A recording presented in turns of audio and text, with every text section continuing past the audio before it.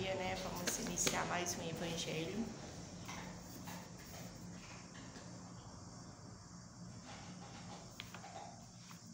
Para vencer o mal. Não te deixes vencer pelo mal, mas vence o mal com o bem. Paulo. Muita gente, quando não se mostra positivamente inclinada à vingança perante o mal que recebe, demonstra atitude de hostilidade indireta. Como seja o favor adiado, o fel da reprovação do permeio com o mel do elogio. O deliberado esquecimento quando se trate de honra ao mérito ou a diminuição do entusiasmo na prestação de serviço em favor da pessoa menos simpática.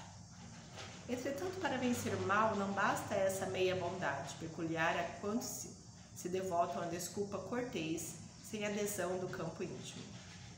Todas as nossas manifestações que acusem essa ou aquela percentagem de mal são sempre plantação do mal, gerando insucesso e desgosto contra nós mesmos. O Evangelho é claro na fórmula apresentada para a extinção do flagelo. Para que estejamos libertos da baba sinistra do antigo dragão que trava o progresso da humanidade, é indispensável guardemos paciência contra as suas investidas, procurando esquecê-lo, perdoá-lo e fazer-lhe o bem tanto quanto nos seja possível. Porque o bem puro é a única força suscetível de desarmar-lhe as garras inconscientes. Não nos esqueçamos de que para anular a sombra noturna, não basta remeter os punhos cerrados contra o domínio da noite. É preciso acender uma luz. Então, o que nos fala, né? Para a gente tentar fazer o nosso melhor, né? É fácil? Não, é para lá de difícil. Mas não custa nada a gente tentar, né? A gente não consegue nada se não tenta, né? Não há uma nova mudança se não existe uma mudança, se não existe uma transformação. A gente tem que aprender a nos transformar no dia a dia. Ó, do jeito que a gente tá indo, tá dando certo? Não, então vamos mudar. A gente tem que pensar dessa maneira. Ó, tá dando certo? Precisa mudar o quê? Então tem que se mudar, né? Então por que a gente tá encarnado, né? A gente está encarnado por um propósito, né? Estamos aqui na Terra diante de propósito, que é de progresso. E a gente só consegue se progredir se a gente se lapidando, né? Então a gente tem que falar aí pra gente esquecer às vezes as vinganças, né, que a gente tem aí bem enraizado dentro de nós e tentar nos melhorar, né?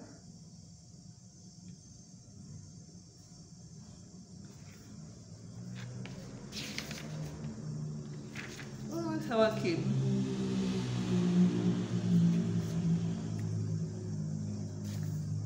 continuar, né?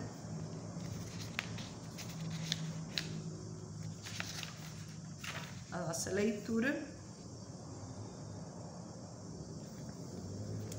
Bem-aventurados pobres de espírito, né? Vou continuar aqui. Eu não sei muito bem onde parou, não, mas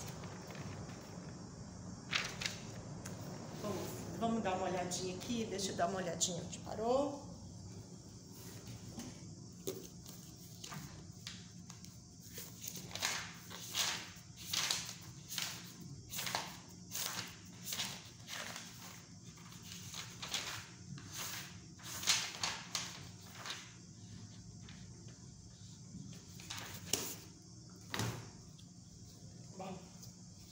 Já ia pular aqui a mais.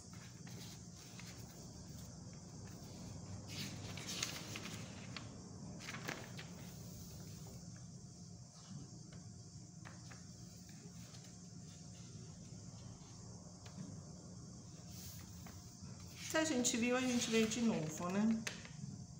Coloquei ali 105. Vamos voltar então. Bem-aventurados pobres de espírito. O que deve entender por pobres de espírito?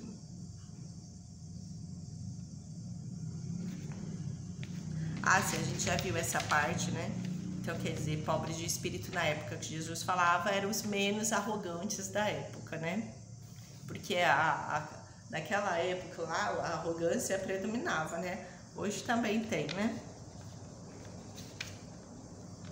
Se não admitem o mundo invisível, entretanto digam o que quiserem, terão de entrar como os outros neste mundo invisível, que tanto ironiza. Então seus olhos se abrirão e reconhecerão o erro. Mas Deus, que é justo, não pode receber da mesma maneira aquele que desconheceu o seu poder e aquele que humildemente submeteu as suas leis, nem aquinhoá-lo por igual.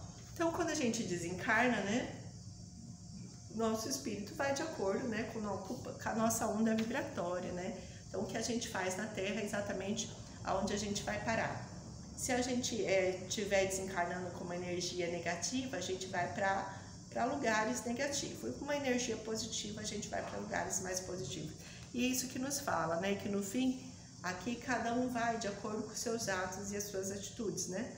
Não tem por que um espírito que está vibrando negativamente ir para um lugar onde as vibrações são positivas, né? Mais ou menos esse é o resumo. Como existe várias dimensões, né? De várias vibrações diferentes, de várias energias diferentes, né?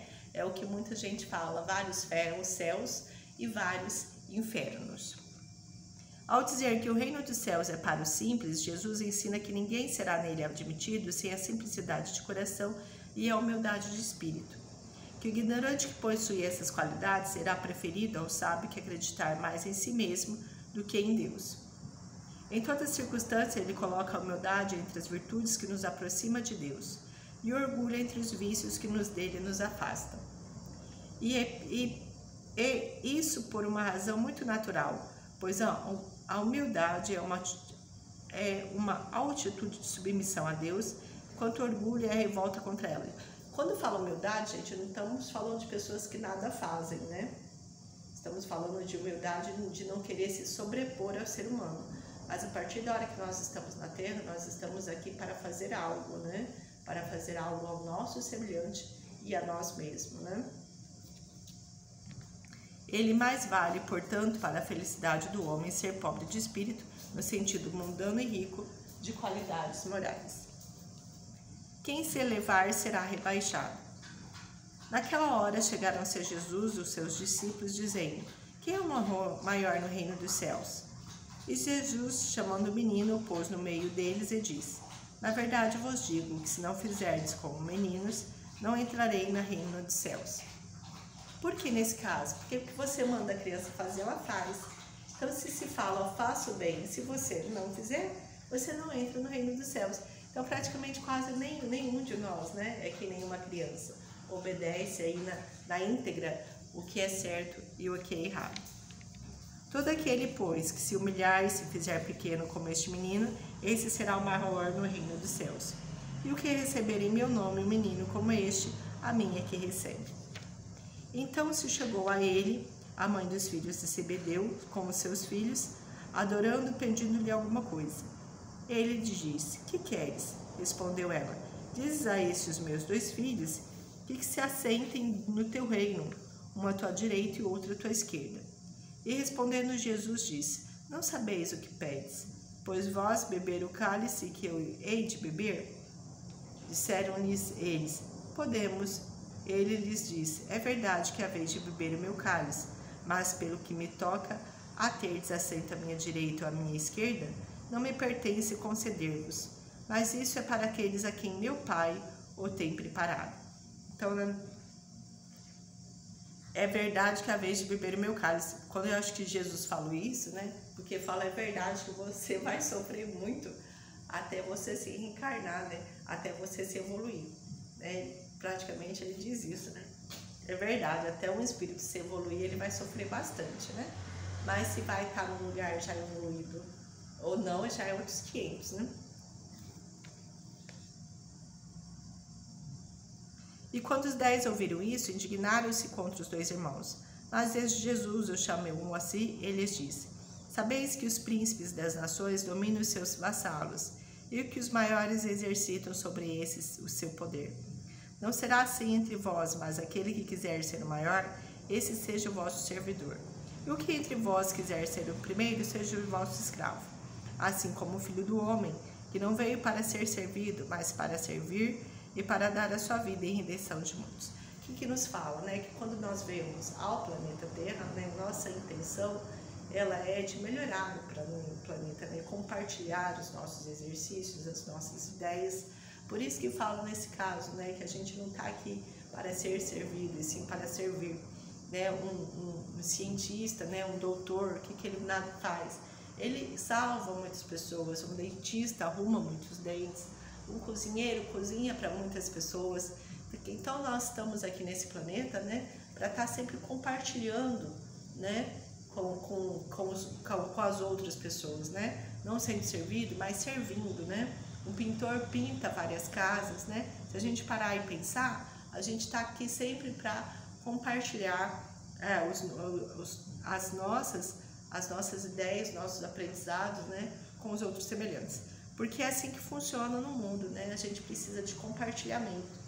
Então, da mesma maneira que a gente precisa de compartilhamento, a gente também tem que ceder compartilhamento. E é mais ou menos isso, né, que nos fala essa parábola, né? Aqui ninguém tá para mandar, isso acaba sendo mandado, né? Vamos dizer assim, porque a gente está sendo mandado, né? Mandado a se evoluir, a se estudar, né? Vamos aprender a nos estudar nós mesmos, né? Porque a gente é um livro complicado, né? Vamos agradecer então mais um momento de hoje. Muito obrigada, Senhor, pela orientação de agora. Que seja feita sempre a vossa vontade, não nossa. Iluminar os nossos pensamentos, os nossos corações. Pai amado Jesus querido, santificado venha nós, o vosso reino de misericórdia, se na terra como no céu. O nosso de cada dia dai-nos hoje, perdoa, Senhor, as nossas dívidas, na mesma medida e forma que nós perdoarmos nossos devedores. Não nos deixais cair da tentação, mas livre-nos da prática de todo mal, e assim seja. Obrigada, Senhor, pelo Evangelho de hoje.